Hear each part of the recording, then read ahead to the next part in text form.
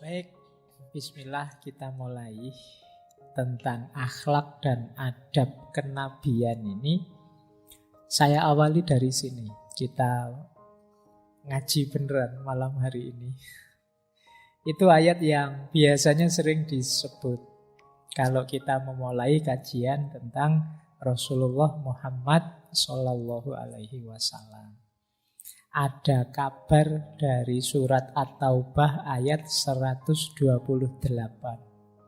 menegaskan kerasulan beliau. Jadi laqad ja'akum rasulun min anfusikum. Sungguh telah datang pada kalian seorang rasul dari kalangan kalian sendiri. Rasul itu minna, kelompok kita. Azizun alaihi ma'anittum. Azizun itu berat, sangat berat. Alaihi dalam diri beliau ma'anittum. Segala sesuatu tentang kalian. Jadi yang memberati hati Rasulullah itu sebenarnya kita. Situasi kita, kondisi kita, ihwal kita hari ini itu berat di hatinya Rasulullah. Itu azizun alaihi ma'anittum. Apalagi kalau beliau tahu sepak bola saja sampai kita berkorban sedemikian besar. Nah itu ya hari ini kita punya banyak keprihatinan, yaitu kalau Rasulullah tahu azizun alaihi ma'anittum. Sangat berat bagi beliau kondisi umatnya. Jadi yang kepikiran, yang senantiasa menggelisahkan beliau umatku. Makanya tadi bahasa saya itu agak malu kalau membayangkan Rasulullah itu ngerti kondisi dan situasiku saat ini. Beliau mikir terus tentang umatnya. Kok saya masih cengenges-cengenges seperti ini, masih kadang-kadang dosa dikit-dikit, kecil-kecil, santai saja. Kalau besar kan disembunyikan. Kalau yang kecil diceritakan tapi gayanya nanti tobat. Nah, Rasulullah itu kegelisahannya senantiasa kita. Azizun alaihi ma'anittum. Kenapa gelisah? Karena beliau harisun alaikum. Beliau itu sangat ingin, haris itu meluap-luap keinginannya, kita itu semua selamat. Kita itu semua beriman, dekat dengan Allah. Harisun alaikum. Kok rute kita itu sering malah sebaliknya, menjauh dari Allah. Padahal beliau ingin, ayolah kita bareng-bareng. Dekat dan selamat bersama-sama. Yang ketiga, bil mu'minina ra'ufur rahim. Dan beliau ini kepada orang-orang yang beriman sangat lemah lembut dan sangat penyayang. Ini ayat ini saja sebenarnya sudah menggambarkan seperti apa beliau. Beliau sosok yang peduli dengan umatnya, menginginkan umatnya mendapatkan yang terbaik dunia dan akhirat. Beliau ini Ra'ufur Rahim, maha penyayang dan lemah lembut. Oke, saya lanjutkan. Terus dikuatkan lagi oleh surat Al-Anbiya ayat 107. Wa ma arsalnaka illa rahmatan lil alamin. Dan tidaklah kami utus engkau wahai Muhammad kecuali sebagai rahmat pada semesta alam. Ini sering sekali kita pakai diksi ini kalimat rahmatan lil alamin itu. Kalau di ayat ini yang rahmatan lil alamin itu Rasulullah. Hadirnya beliau itu membawa rahmat. Jadi menghadirkan kasih sayang, kedamaian di seluruh alam semesta. Untuk itulah beliau diutus. Jadi ini dua dasar yang menegaskan kerasulan beliau, yang Ayat yang pertama tadi laqad ja'akum rasulun, ayat yang kedua wa ma arsalnaka illa rahmatan lil alamin. Jadi baik, jadi ini dasarnya ya, beliau ini utusannya Allah.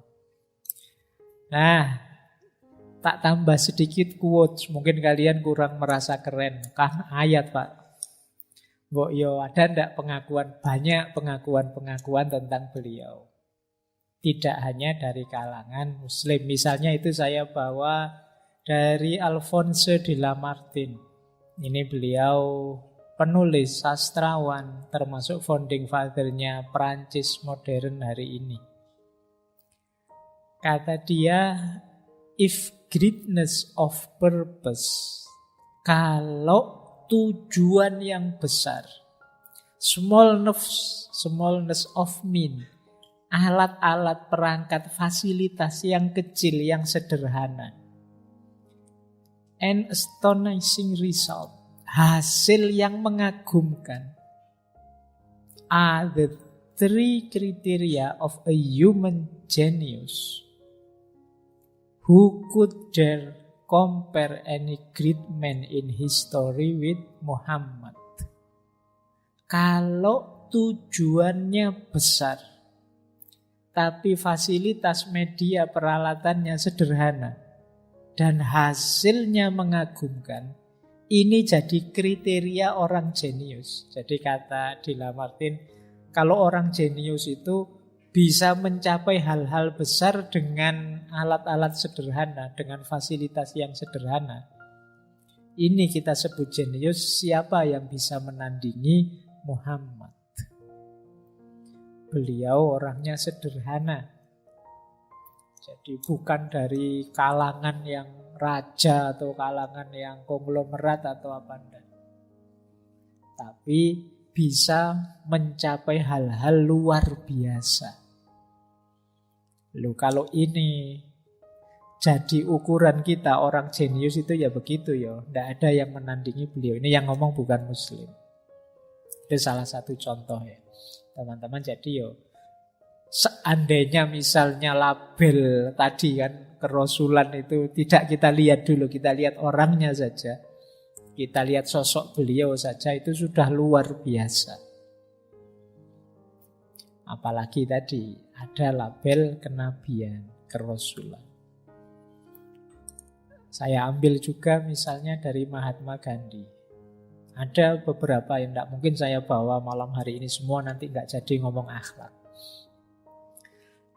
Ada Montgomery Ward, ada Goethe, ada banyak yang mengidolakan Rasulullah. Kata Mahatma Gandhi, saya begitu penasaran, ingin tahu yang terbaik dari kehidupan seorang Muhammad yang saat ini memegang kendali tak terbantahkan atas hati jutaan umat manusia. Jadi beliau ini banyak membaca buku-buku sejarah riwayat Rasulullah. Nah, saya menjadi semakin yakin bahwa bukanlah pedang yang memenangkan posisi tinggi bagi Islam pada masa itu dalam semesta kehidupan, tetapi kesederhanaan, kebersahajaan sepenuhnya dari Nabi, penghargaannya terhadap janji yang diucapkan, pengabdiannya yang mendalam kepada teman-teman dan pengikutnya, keberaniannya, kepercayaannya yang mantap mutlak pada Allah, pada Tuhan dan risalahnya. Ini dan bukan pedang yang membawa segalanya di depan mereka dan mengatasi setiap rintangan. Jadi ya memang ada beberapa dulu orientalis yang menganggap wah ya menang karena pedang, karena perang. Nah, kalau ditelaah secara dalam sebenarnya bukan itu. Kalau sekedar karena pedang ya tidak akan tahan lama. Kalau ada pedang lain yang lebih tajam segera akan pupus jatuh.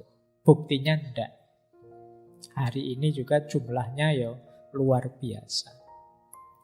Nah, ini pengakuan Mahatma Gandhi.